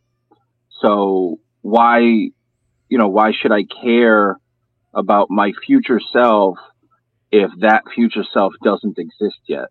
Like, am I going anywhere with this, or is it ridiculous? That's no, Because that's exactly what I was trying to say. Yeah. yeah, like because yeah, I was trying to sort of just mentally explore that space, and I'm not sure what the answer is really. I was just thinking out loud, you know. Hmm. So yeah. Yeah, no, and I definitely have a handful of thoughts on the idea of what will exist. We can assume that there are going to be many humans born today and tomorrow, and what we want to do to affect those lives. And like, if I could press a button, would I make half those humans not exist, or twice as many exist? Would I press a button and make a an already existing woman human make a baby? I might. I might. Um, but I wouldn't press a button to make a baby magically exist. So yeah, the idea of future humans is definitely worth thinking about, and how we can affect them, even if we'll never meet them. But yeah, the creating something from nothing, I don't. Especially the most important thing is if it's not going to have any impact on anything other than itself or themselves. If we're talking about like the five, I pressed a button and five appear on an island and they'll never meet anybody and they'll never reproduce. The family will just live great lives and die off or whatever. Um, we can't claim that they're doing anything for the island. Now, even if they take something and plant and make a new thing, let's imagine that they're not. Let's imagine they're vegans, silly vegans, and there's no animals, so they're not affecting animals. But they could plant 10 trees. But let's imagine no humans are ever going to go to this island. You can't affect anything that is not sentient. And we can also eliminate the idea of these five people affecting the atmosphere, because that'll affect the rest of the world. This is just a vacuum bubble of an island. And yeah, like that. They're not going to affect anything else. They're only going to affect themselves, but they never needed to exist. Nobody created them because they have a natural desire. I mean, in fact, the only thing that makes me accept the idea of being pronatalist, which I'm pretty sure I am, is that we are of a species that has a natural desire to procreate. And there's so much love and greatness that comes out of that, and it's just instinct, which is interesting, and it at least is what it is. Even if we were to say it would be wrong to do it, the outcome would still be a sentient being. But yeah, sending those five to that island where those five people will never impact another person. You know, I never Whew. understood the extent to which that procreating, just as a human being, um, Mm-hmm. it's just this enormously joyful experience. I had no idea. You know, Mm-hmm. there are people who are like, "Oh my gosh, it's a struggle," and they like, like maybe that's what's ahead of me in my life Mm-hmm. in some ways. But like, I like people who struggle with like having taking care of a baby. It's like, I mean, maybe if your life is super busy, you're working two jobs and you're taking care of the baby and you're a single parent, you know, I can understand there are stresses and struggles, but like the baby itself is a source of this overflowing joy that I feel Mm-hmm. like I wasn't prepared for how having a baby improves your life so much, or at least my life. You know, Yeah. I don't know. Yeah. And I'm Well, 40 years old now, you know, 39 having had my first child, and I feel like I can't believe I waited this long. yeah, yeah. You're like, I should have had 10. Yeah. Yeah, no, I feel almost extreme to the other direction of I feel sad as my kid gets older. So my daughter that's 7, like I want her to be little again because of how much I love this experience that you're talking about. Like it devastates me, like almost to tears, and probably sometimes 2 tears. This idea that this person that I'm watching get older is eventually going to leave me and not want to snuggle with me and say the cute phrases and all those things. Mm-hmm. And I'm completely with you. Have you ever analyzed yourself in when it comes to Matthew and thinking like, would I have less joy if Matthew was super funny looking? Because he's the cutest baby ever. So I wonder, like, if he was funny looking, would that affect things? Or probably not, because the smiles is probably a big part of it, and how much he's happy to see you. What if he frowned all the time every time you saw him? That might make a difference. I think that, like, I was thinking about that too. Is like when he looks at me and just smiles and is this perfect being, and everyone. Like there are people who just say all babies are cute, but like Matthew is remarkably cute for real. And he looks at me and he smiles and he giggles and he looks at me like I'm just the most amazing thing in the world, you know. And it's just flattering that the baby treats you that way, and it makes me realize this is really adaptive behavior for an infant to make sure that its parent doesn't abandon it and does everything for it. And probably, yeah. Makes sure that the moments when the baby does cry, that the parent is almost like panicked. I can't believe this perfect little angel is crying. We have to make sure the perfect little angel's not crying. And it's so like, you know, just evolutionarily adaptive. Yeah. Well, also it makes the parent almost a better person, or at least to me it does. I remember reading a comment that Jerem put in the group chat, like, I don't know, a month or so ago, saying, "I love how much Phil loves his baby." And I think that makes you I wonder if, since Matthew's been born, if when you walk down the street and you encounter people, you've probably always been friendly, but I wonder if you make people feel like, oh man, I want to be like that guy. He's such a friendly, nice guy, because like having a child makes you a better person almost. I'll have to observe myself more. I know that it dramatically makes me care about the future much more. Right? Yeah. Like before, my political attitude is like, you know, I hate this country, blah, blah. You know, I'm like my wife has made fun of me, you know, about how often I am so politically black-pilled. And I shouldn't use the word hate even, but now, you know, I want his future to be as bright as possible, and that completely changes my political outlook. So, interesting. Yeah. No, I think I feel a similar way, and I could go on and on about that. I am curious, Jerem, are you anti-natalist? And if not, are you just anti having children for yourself? Or did I completely make that up and you do want to have kids? Oh, I know I want to have kids. Oh, cool. Okay, yeah, I'm pro-natalist, yeah. Especially as a vegan, you should be very pro-natalist. Oh. Because we want more vegans in the world, yeah. Yeah. Would you, if you were the Flash, would you spend most of your time running into the rooms of non-vegans having sex and slipping condoms on them? Yeah, I think I would. Would you find it to be immoral yet to lead to a better outcome? Is it immoral that you're not only physically touching a bunch of people's penises, but without asking, but also stopping them from an act of procreating? Do you find that immoral, even though the outcome is better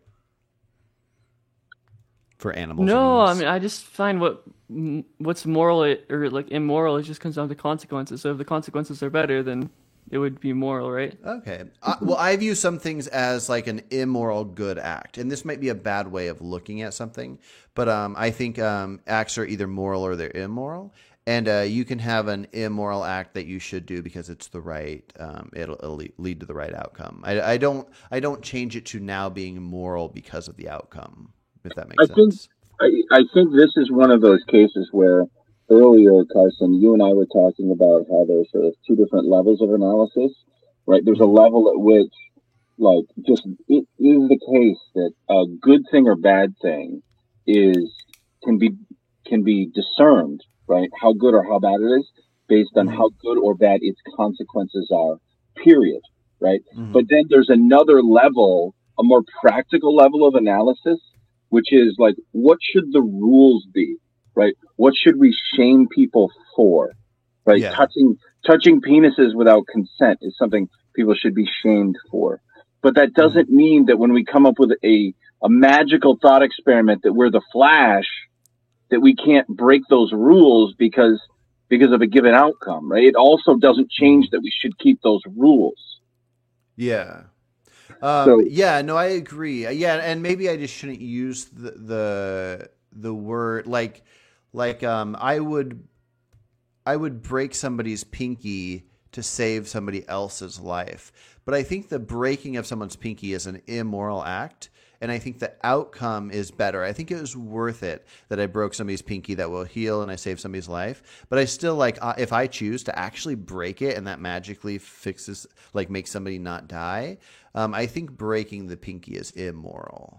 But maybe I'm just viewing it wrong. Oh, yeah, gotcha. I think that you think it's moral to break their pinky, and you're even able to say to yourself, I think this should still be against the rules, and I'm willing to face the consequences for that.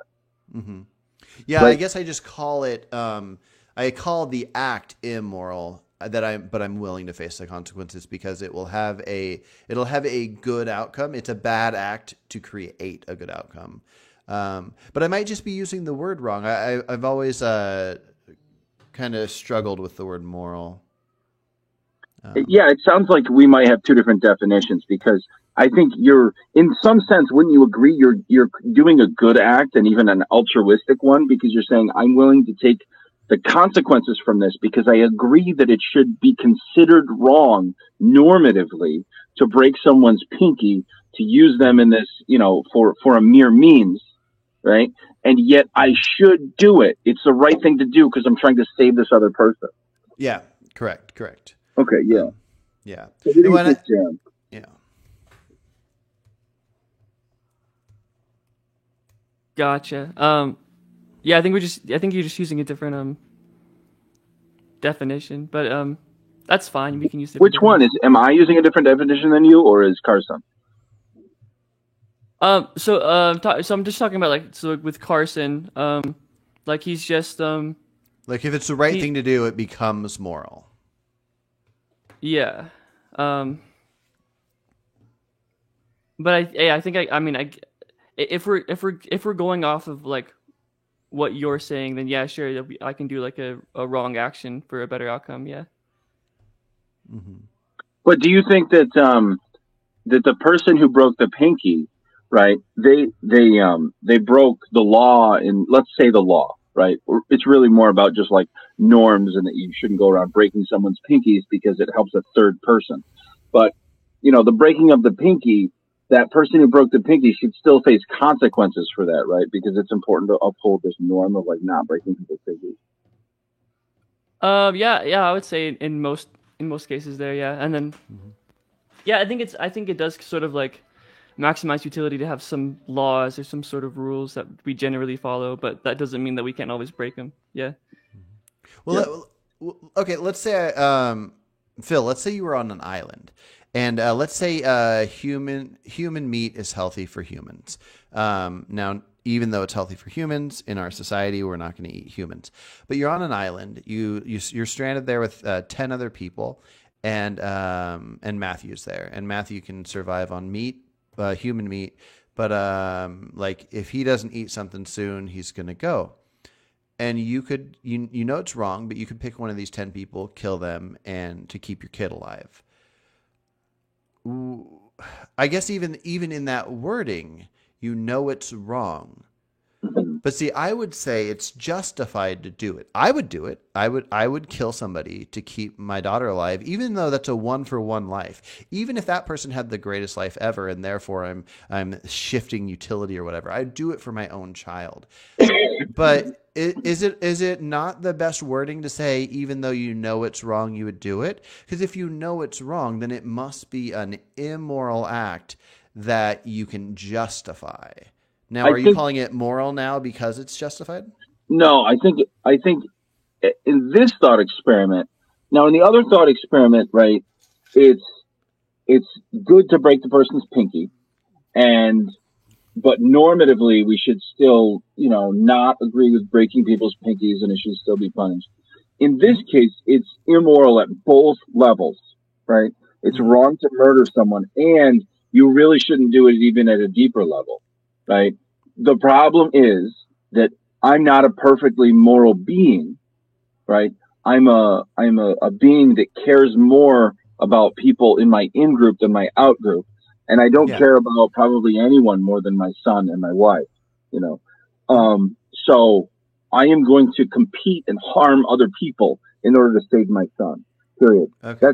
That's not justified at any level. It's just what I'm going to do. Okay. Well, what if you could what if your son was going to pass on this island and all you had to do was break somebody's pinky? He was going to die and I had to break somebody's pinky? Yeah, and then he's magically fine. Because you were calling those different acts. Now, I know the idea of facing the consequences is a whole different thing, and I completely agree with you that even if somebody does an act that leads to a good outcome and you can see why they do it, they should still be punished for it because law and all that. But I'm just saying, separating all that, just talking about the action itself, if you were to kill somebody to keep Matthew alive, and that is an immoral act that you can justify, which I agree with you. I don't know if I can justify it. Maybe I can. I don't know if I can. You justify it to yourself of why you care about Matthew so much that you will do this immoral thing. Now, I view the same thing with breaking somebody's pinky. They shouldn't have to have their pinky broken, but you're breaking it and you're saving his life. Is that not an immoral act that you can justify to yourself as well?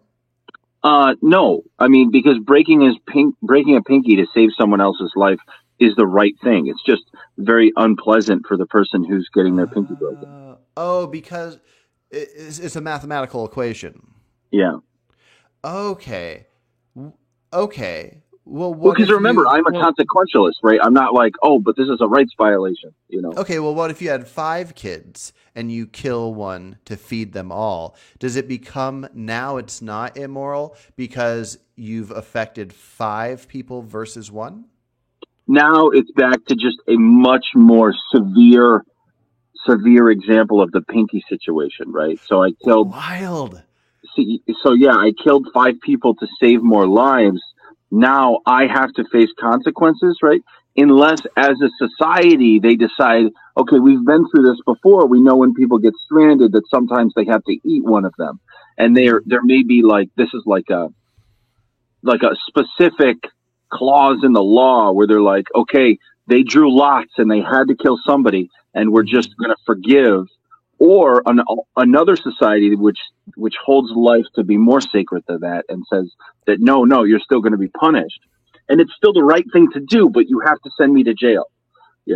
Yeah, for sure. And that's why I wanted to separate the idea of the outcome of punishments or whatever, because I agree with you. A society can say in this case maybe it's worth it or whatever. I'm mostly just wanting to break down would we call it moral or immoral, and that's fascinating to me. That we change it from being moral based on if it's the right thing to do versus what somebody convinces themselves is best for their own desires, like keeping their own tribe alive. That's fascinating. I do have to hop off here because I have to take my daughter to my mother's house. But if you guys want to keep talking and branching off of what was just talked about, because I really want to keep talking about this, but I can't. Do you guys want to keep chatting while I lead this up? I have to leave soon, but I don't mind staying on for a little bit. Yeah, sure. I can stay on for a bit too. Cool. Okay. I'm looking forward to hearing this. Okay. You guys take care. I'll see you later. All right. See you, Carson. So what do you think about, that was basically just between Carson and I there. What do you think about it? Yeah, me and Jeremy have talked about similar things where it's there's things that are there's a difference between what we ought to do and what we would do. Mm-hmm. And that's how those are who the heroes are, is the people that go past what they psychologically, what it seems like they would psychologically stop at. They go the extra mile, they save more lives, or they right? Yes. It kind of also reminds me of like when I was in my like small like convo with Vegan Gains. He was dogging on me for buying a piano instead of donating to an effective charity. Mm-hmm. And it's like, yeah, I mean, I possibly did the wrong thing by buying a piano instead of donating to like an effective like animal charity. But I just like playing piano so much that like I psychologically did the wrong thing. He must do that. I always expect people to be like he's aware of his own hypocrisies here, right? Too, or is he not a hypocrite? Does he not have a hobby?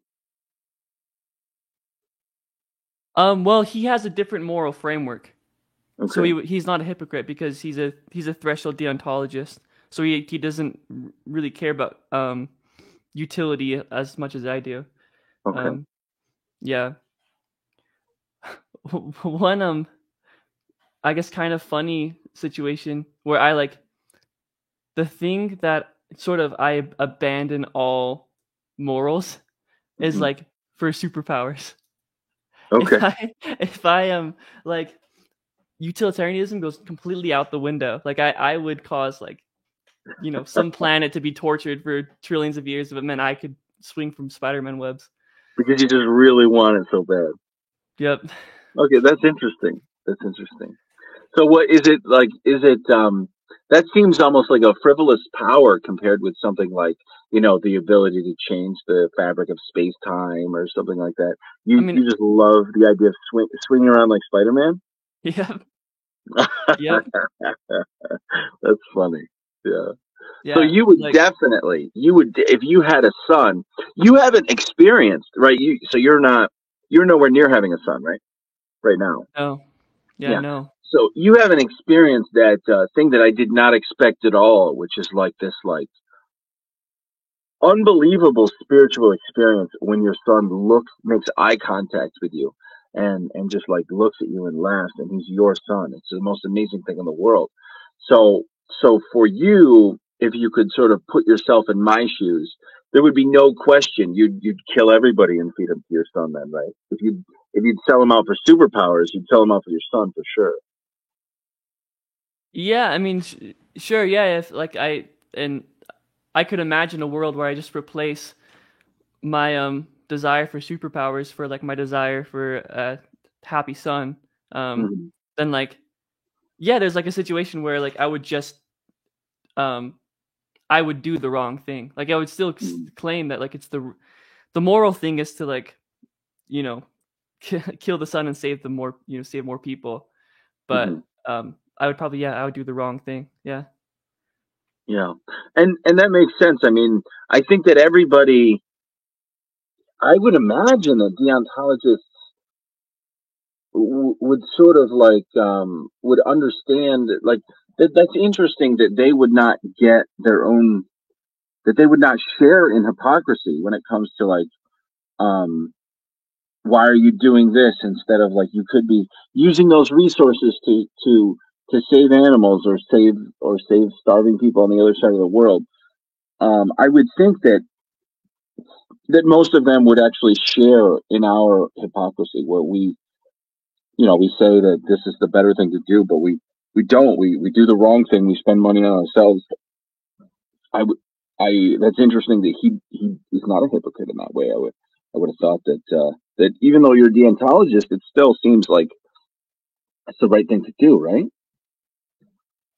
I mean, at least from my perspective, and that's why I'm not a deontologist. But like, I guess from like the Vegan Gains perspective, as long as there's no rights violations. Oh, it's a whole rights violation thing. Yeah. Yeah. And it sounds like he has a pretty high threshold too. So it's like, because he's a threshold deontologist, but like, it would take a lot of utility for him to like violate someone's rights. Oh wow. Okay. Which I think is kind of cringe. I think like Jeremy brought up like he was talking with Carson, and it was like they were seeing some like elephant get eaten by like some bird or something, and they the forest ranger or whatever like waited a really long time before they like intervened. they're like waiting until I got too bad. Like it was already really bad, but like the worse it got, eventually it got to a point where it's like, okay, now we have to intervene and stop. Wait, so the suffering. elephant's still alive?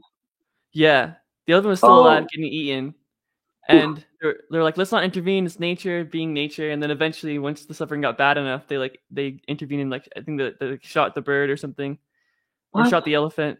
Yeah. And Jeremy's like, well, there's your threshold deontology, and I That's the weirdest thing I've ever heard. Like, yeah. You would think that you would do one or the other, right? From the beginning. Yeah. You would say, all right, let's kill the elephant because we're just going to, end its suffering. And then whatever scavengers eat it, then they can eat it. That's fine. We're not going to waste the body, Or let's kill the bird immediately or at least shoo the bird away and try to heal the elephant. Like, there are two choices, right? There are two sort of models about the morally right thing to do. You can either end the elephant's suffering or you can try to save it. But you prolong the elephant's suffering and then end its life. Like, on what planet is that the right thing to do? Yeah, well, I mean, that's kind of how I view threshold deontology. Like, it doesn't make any sense to me. Yeah. Okay, I had to hop in here real quick because I was listening to you guys and I haven't left yet. What makes the elephant and the bird thing more intense and why it's ridiculous that they didn't do anything, the elephant was in quicksand and the bird was pecking it from its head. So the elephant you knew was not going to make it, and they still wouldn't put it out of its misery.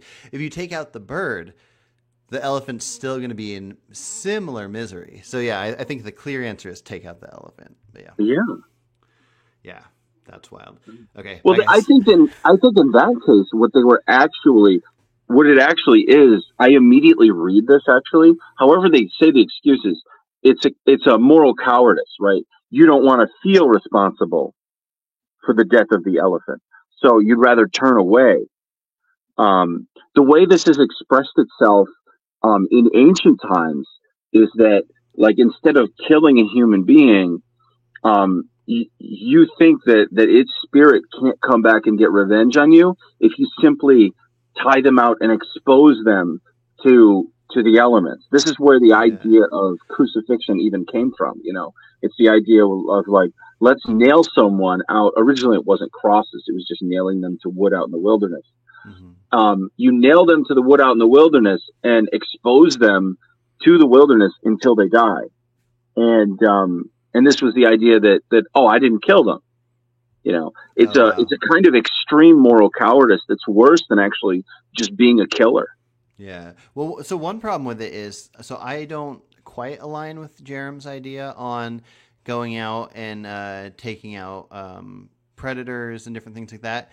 But I feel like you almost have to, in a sense, like, unless you just say, if I happen to be there, I will help. Like, if you're there and you see the elephant thing, you could either leave nature to nature or you can help. You can take out the elephant.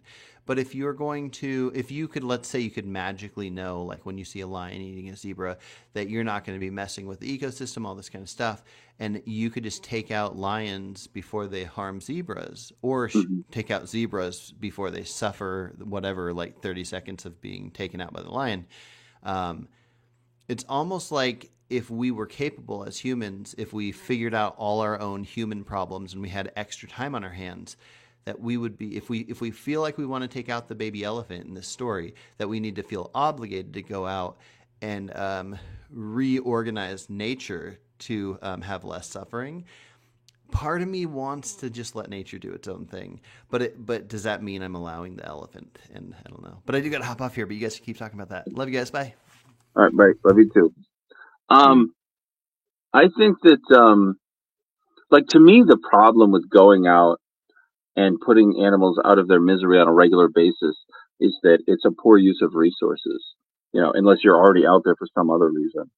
But that's the key. If you have a ranger who's out there patrolling anyway, and he sees an animal that's doomed, then you put the animal out of its misery. Oh. Yeah, it seems pretty obvious from the ranger perspective. Yeah, like, and especially in cases like that, it seems like you're not like disrupting the ecosystem. Like Like, yeah, if you were to just like shoot, like if you have like, some like high value of the ecosystem, if you were to shoot the elephant, you wouldn't be disrupting the ecosystem. Hey, baby. It's like a little human puppy. Yeah, exactly. I call him Puppy all the time. But yeah, you wouldn't want to disrupt the ecosystem in a way that would cause more suffering in the long run. So, what's the theory behind killing lions? And especially, do people really mean lions specifically, and then just allowing other major predators to go on? Is there something particularly cruel or harm-inducing about lions? So I mean, so people will say lions just because it's like a common predator Hmm. that people can like, it's one of the most predators, I guess. Hmm. Um, okay. But they're also odd order predators, so they kill mostly herbivores. Hmm. So you can have like certain fish are going to be predators, but they're going to kill other predators. Yeah. So it kind of just balances out, or may even be a net positive. Whereas with lions, they just kill like herbivores. Okay. So are you like how familiar are you with like the argument for killing I'm not predators? familiar with the argument at all. I've only heard it talked about. Never. Like I've only heard people say, "Oh, the lion killing society." I've heard Armando mention that a couple times. So I don't really get it. So this is a coherent thought, right? It's not like, "Oh, predator is bad. Let's kill all the hyenas and lions and leopards," and then we'll end up having a literal tragedy of the commons where all of these grazing animals will simply start starving to death after they lose all their predators, right? I mean, like, Yeah. So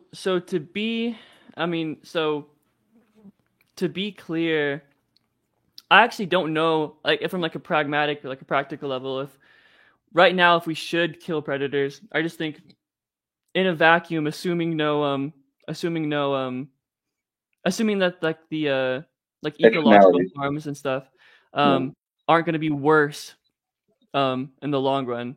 It's just like a utility calculus, right? But Dr. Avi is kind of the guy that's kind of like popularized the argument, and he's also a threshold deontologist, so he's going about it from more of like a rights violations sort of argument. That's especially bizarre. So so that's crazy because I can understand if someone makes the argument of like this animal, the way it kills is it like eviscerates its prey and starts eating its prey while it's still alive versus let's replace that predator with another predator that always makes sure that it like kills its prey and then eats it. That would be an argument that makes sense. That's a consequentialist argument. But having an argument that you expect animals to adhere to like rights violation ideas to me is like alien, right? I've run into this before, by the way, and it's totally wild the way people will say, "Oh, like that, leave that alligator alone when it's attacking the little girl. Its environment is the lake," and they're also ignoring the fact that like the way alligators exist in the wild is by walking to a new lake where they don't belong and it's like owned by somebody else or a pond. So I don't know. I don't. Is there a way to steelman this idea that animals should adhere to like our rights? I struggle to have like again, this is why I'm utilitarian. Like I struggle for really to like make these like arguments for like rights. It doesn't really make sense to me. But you could still have a like sort of similar to how I do. You could still have a anti-predator take as like a consequentialist. Yeah, I guess I should probably go down like the argument that Avi uses because I think it is a really interesting one. So, and you can watch he had this argument with Vegan Gains, and this is why Vegan Gains is so pro killing predators as well now. Mm-hmm. So like imagine you're in like New York City or somewhere, some like populated city, and there's like a xenomorph there that From is the just movie Alien, yeah. yeah, just going around and like hunting humans, like eating humans. Um, like should you shoot the xenomorph? And then it's like we can just go down the line. It's just like the whole like name the trait thing. It's like yeah, it's like what is like we just like start equalizing the xenomorph between the lion. So it's like imagine so if we want to go with like oh well the lion has to eat, you know, hunt to survive. It's like well say the xenomorph has to eat humans to survive. It's like should you still shoot the xenomorph? And then it's like you go down like okay, well what if you know by shooting the lion it affects the environment? Well, it's like okay, well what if by shooting the xenomorph it affects the environment?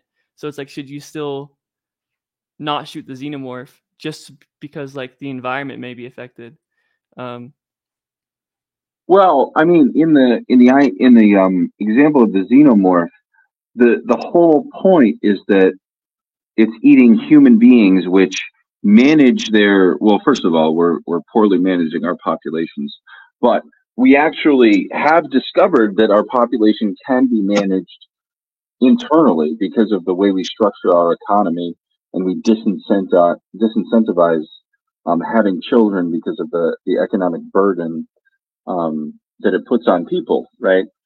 So that's why we have, you know, in many populations, we're now starting to decline, and you end up with immigration, right? So that makes sense. But in the example of, let's say, wildebeests, like it's impossible for me to like form an argument that's not based on consequences, you know, right? Because my counter argument is like you're dooming these wildebeests to eat and then starve to death after they destroy their own environment.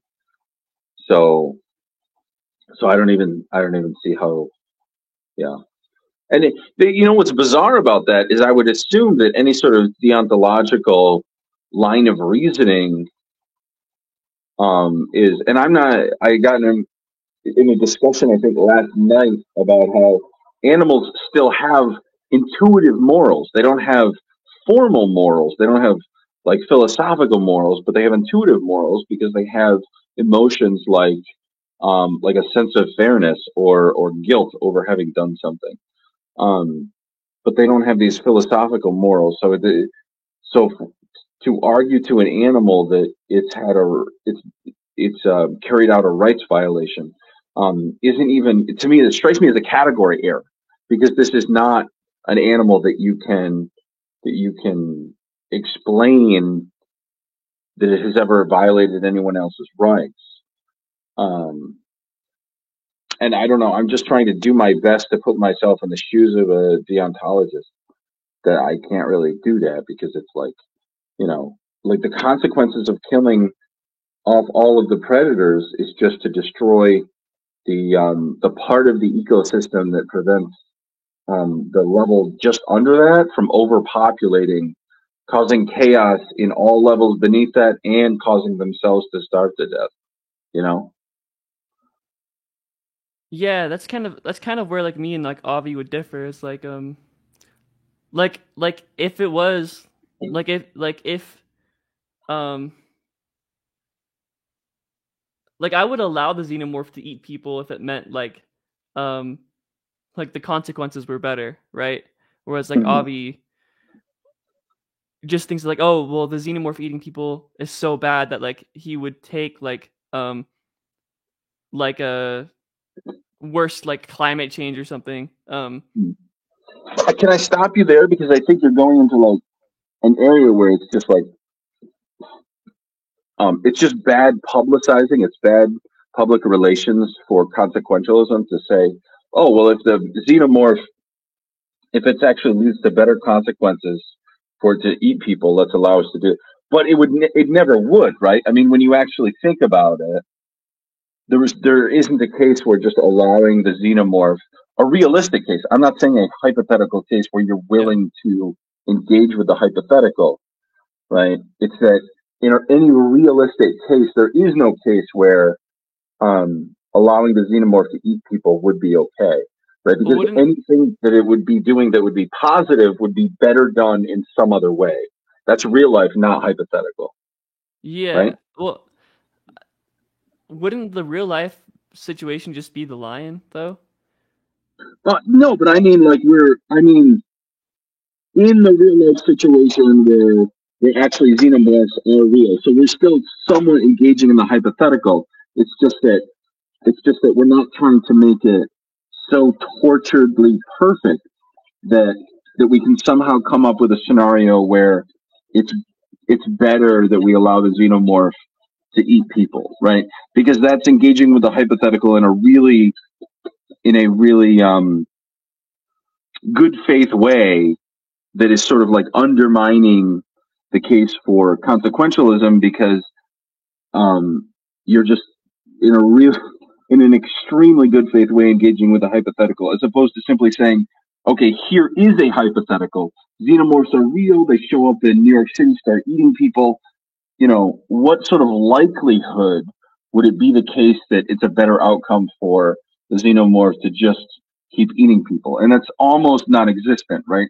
You'd have to really then create an exotic hypothetical for that to be the case. Right? Yeah, and then so like Avi would just say that and then just apply that to lions, right? He'd just be like, you'd have to find like a really extreme hypothetical in order for a lion eating a zebra alive, or allowing that is like justified. Yeah. I mean, yeah, I only think it's justified in the sense that, I mean, here's the thing. I sort of think that there are so many more ways in which us interfering with nature will talk. And I don't, this is where ideas like interfering with nature can damage, because they get a life of their own. And then you end up with the people who won't shoot the elephant that's doomed anyway. It's a sense in which creating these norms and rules can sometimes, I guess, damage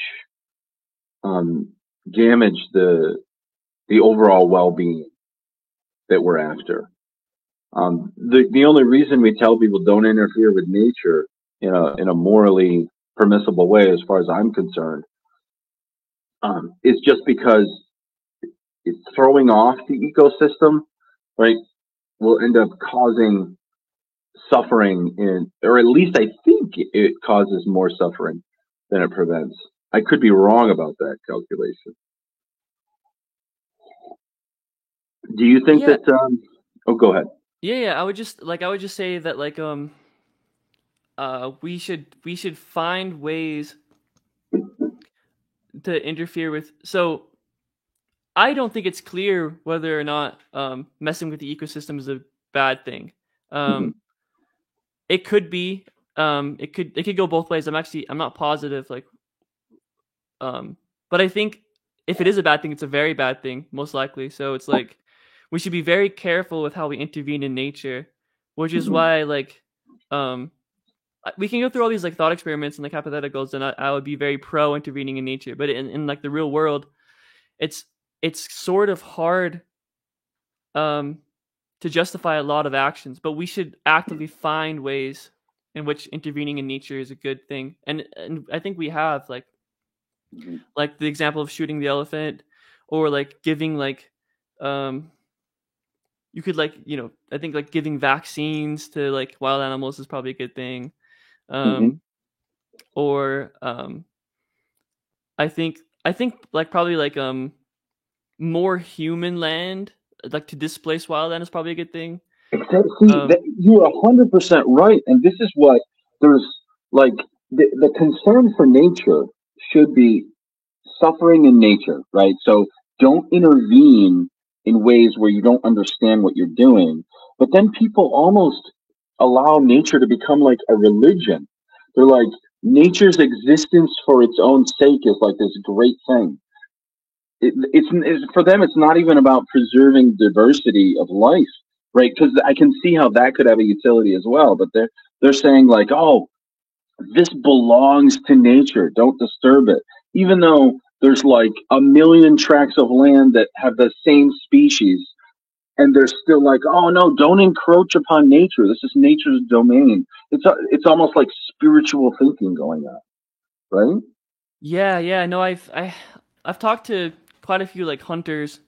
I thought on like TikTok and uh on here on YouTube as well, but they have this they have this weird like fantasization with like valuing nature where like for the sake of nature. So like I'll ask them something like,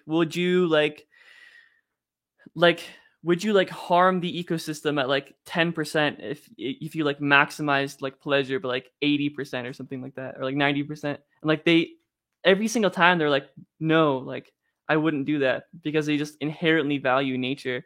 um Hmm. I don't understand it. It's so weird to me. Yeah. um I think I don't know, it's like, You know do what I they think think it is? like And it's Disney maybe movies are say real, or that. I Sorry, was go just ahead. gonna say, like, do they think like the Disney movies are real? Like Yeah. it's like the nature is like some perfect place where everyone sings la la and dances around. Like, I think that's a part of it, but Jeremy had a really interesting insight that's so extremely obvious in retrospect. And that is, we notice, like, if you have, there are norms established in society that have made modern society better than the past, right? Um, and so, if you were to rewind the clock, what you would see is in the past, things were legal, like beating your wife or whatever else. And and people who went way above and beyond those norms in terms of treating other people and other animals well, that leads to a better outcome, right? They were noticed to be morally superior people, right? Leading a better life. And then the example they set forth eventually becomes instantiated into norms, right? Into culture. Um, and then it's almost as if like the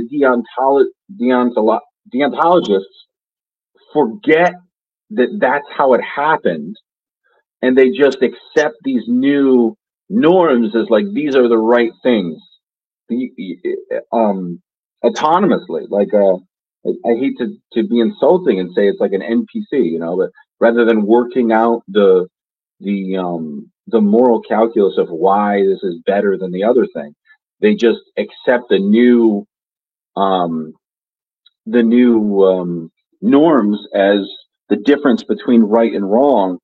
And it seems to me there's the same thing going on with nature. It's like as we become more and more aware of our impact on nature and the negative impacts that polluting and exploiting nature has on experiences of both humans and animals, humans being animals, of course.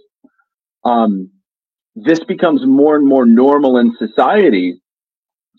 And the people who are not thinking for themselves and understanding the difference between right and wrong based on consequences, they're attaching what seems to me to be almost religious significance to not interfering with nature, as opposed to noticing why becoming awakened to our impact on nature was the difference between right and wrong to begin with.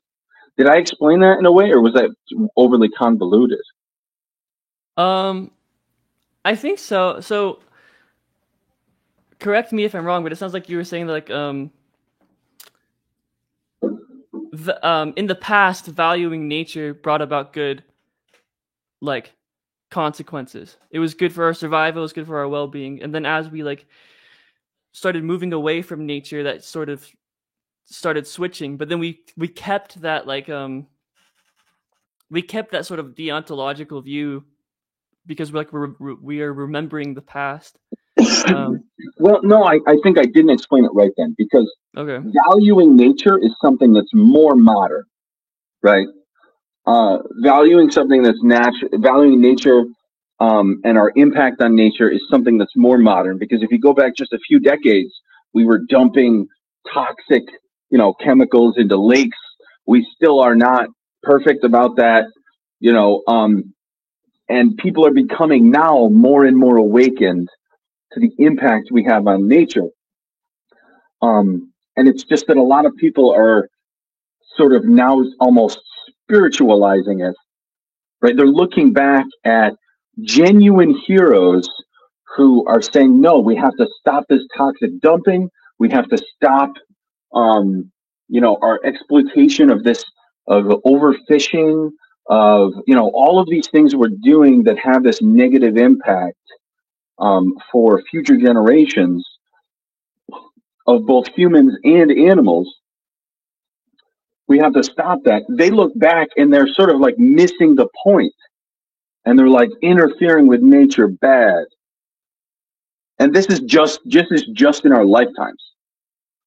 Gotcha. Yeah. Okay. Yeah. I see that a lot with like consequentialism. Like it happens with the trolley problem too. It's like, oh, like killing bad. Although not necessarily as much as it does with like the whole nature thing, but it's like the thing about consequentialism, or at least like it's like you could really justify anything as long as the consequences are good, right? Mhm. Like so it's like people sort of when people look at something as bad, they often don't look at like, oh, it's bad because like take away all the things that makes it bad, right? Like Mhm. like the person doesn't suffer, their pleasures maximized, they're like you take all the things that makes it wrong, take it away, and you just keep the actual like act. Then people tend to just like they have a hard time separating what makes something wrong versus like the actual action itself, if that makes sense. Yeah. Yeah. So then like they just like they have like they hear the word, kill or grape or like whatever, and they just have like this sudden reaction like, oh, that's bad, even if you like equalize or like take away the negative consequences. Yeah. Yeah. And that's And what's you know what happening with though? nature. Yeah. There's a threshold of understanding that should be easier to get to with nature though, because we can craft these thought experiments that sort of like prove a point about consequentialism that are sort of like bad advertising for it, because they're actually tricking people into misunderstanding what's even being talked about. If you would agree, maybe you wouldn't agree. You know what I mean, though? It's like, I know what you mean. Yeah. yeah, I exactly. It's sort of like the one that came up last time was, I think it was Vapad who mentioned that, like, if you could convince him that Nazism is would actually have great outcomes and would be good for everyone, then he would still not be a Nazi. And I think that like what he was actually expressing is that he just has this really strong and justifiable intuition that Nazism really is bad, you know. Um, and then the example that Jeremy gave after that was like, if shit tasted great and tasted better than strawberries and was nutritious, would you rather have a shit cake or a strawberry cake? And then it's sort of like the absurdity of the hypothetical is drawn into focus. So there's a tension between coming up with hypotheticals that are extreme, and that should be the case sometimes, because it helps illustrate a point, but to others it sort of creates a false advertising about what's being talked about. You know what I mean? Yeah, I mean, so there's this like one of the ways you like one of the ways you sort of measure someone's like intelligence is like by their ability to understand hypotheticals. Like Mm-hmm. there's like the common like if you ask like a common test where it's you ask somebody like if you didn't have breakfast this morning, how would you feel? Mm-hmm. Um and someone who's like less intelligent might say something like, "Well, I already had breakfast this morning." Yeah. So I think just like the more obscure the hypothetical gets, there's like this balance, because it's like the more obscure it is, the more like you're testing, like you're really getting down to the nitty gritty and like testing someone's like intuitions about things or like consistency about things, but also the higher likelihood you have of losing somebody. Just And because like it's not just that. There are some things where like people are very programmed around things like Nazism or grape or any other things where it's so sensitive that they are programmed that they cannot like. This is where I use the phrase repugnant conclusion, and maybe I overuse it, but there's just a part of the alarm that goes off in their brain saying like, do whatever it takes to have this as the answer, because it's too scary to face like a perfectly calibrated hypothetical that has a repugnant conclusion. Do you know what I mean? I think so. So are we kind of just going back to whole like Vabe's like even if Nazism brought about better consequences, he still wouldn't be a Nazi. In the same way that like even if the repugnant conclusion would bring about better consequences, there's this feeling of like, I don't like that. That like, am I misunderstanding what you said there? No, there's a psychological need to ensure that you don't side with the disgusting conclusion, let's call it. Gotcha. And I think I think that's not necessarily the same thing as someone who struggles to understand hypotheticals. You can have extremely intelligent people who are just also perhaps emotionally, or just because they worry about how others will judge them for their answer, they may understand what there's a certain rational answer to the hypothetical, but they're so aware of how that answer would be misunderstood that they can't bring themselves to give that answer to the hypothetical. I remember growing up, and first, like as a kid, I probably heard like the trolley problem when I was probably around like 15 years old or so.